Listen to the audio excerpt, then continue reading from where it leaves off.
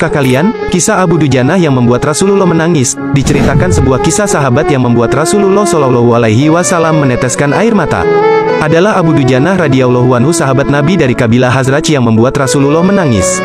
Selain dikenal pemberani di medan perang, Abu Dujanah juga seorang yang sangat menjaga diri dan keluarganya dari perkara haram.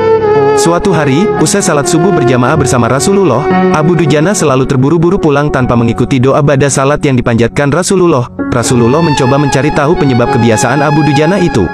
"Wahai Abu Dujanah, apakah engkau tidak memiliki permintaan yang perlu engkau panjatkan ke hadirat Allah sehingga engkau sering meninggalkan masjid sebelum aku selesai berdoa?" tanya beliau. Abu Dujanah menjawab, "Begini Rasulullah," kata Abu Dujanah memulai ceritanya. "Rumah kami berdampingan persis dengan rumah seorang laki-laki. Di atas pekarangan rumah milik tetangga kami ini, terdapat satu pohon kurma menjulang, dahannya menjuntai ke rumah kami. Setiap kali ada angin bertiup di malam hari, kurma-kurma tetanggaku itu saling berjatuhan, mendarat di rumah kami. Ya Rasul, kami keluarga orang yang tak berpunya. Anakku sering kelaparan, saat anak-anak kami bangun, apapun yang didapat, mereka makan. Oleh karena itu, setelah selesai salat, kami bergegas segera pulang sebelum anak-anak kami terbangun dari tidurnya. Kami kumpulkan kurma-kurma milik tetangga kami yang berceceran di rumah, lalu kami kembalikan kepada pemiliknya."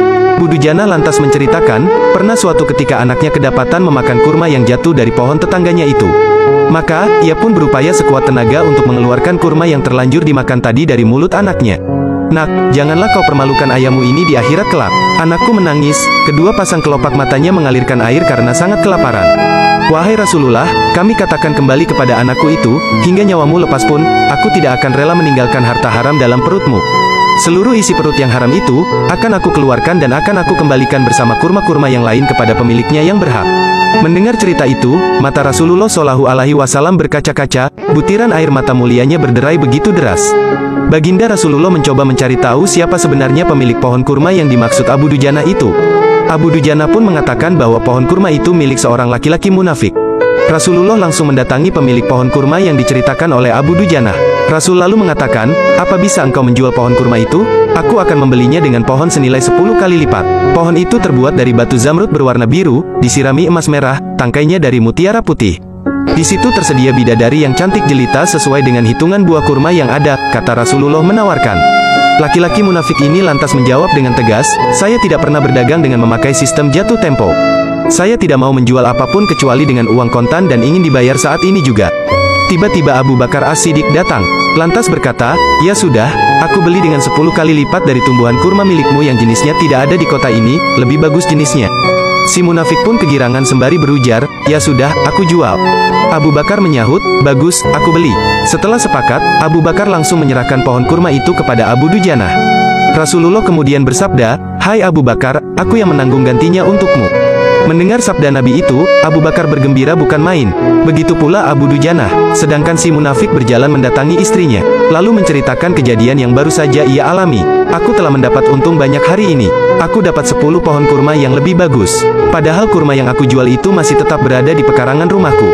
Aku tetap yang akan memakannya lebih dahulu dan buah-buahnya pun tidak akan pernah aku berikan kepada tetangga kita itu sedikit pun." Malamnya, saat si munafik tidur, dan bangun di pagi harinya, tiba-tiba pohon kurma yang ia miliki berpindah posisi, menjadi berdiri di atas tanah milik Abu Dujanah. Dan seolah-olah tak pernah sekalipun tampak pohon itu tumbuh di atas tanah si munafik. Tempat asal pohon itu tumbuh, saat ini rata dengan tanah. Ia keheranan tiada taraf. Demikian kisah sahabat dan pohon kurma yang membuat Rasulullah menangis. Hikmah yang kita petik dari kisah ini adalah kehati-hatian para sahabat menjaga diri dan keluarganya dari makanan yang haram. Kemudian pohon kurma yang berpindah posisi itu adalah salah satu mukjizat Nabi Shallallahu Alaihi Wasallam yang langsung dirasakan oleh sahabat Abu Dujanah. Nah, itulah cerita sahabat Nabi, yang membuat Nabi menangis. Semoga cerita ini menambah ilmu pengetahuan kita. Amin.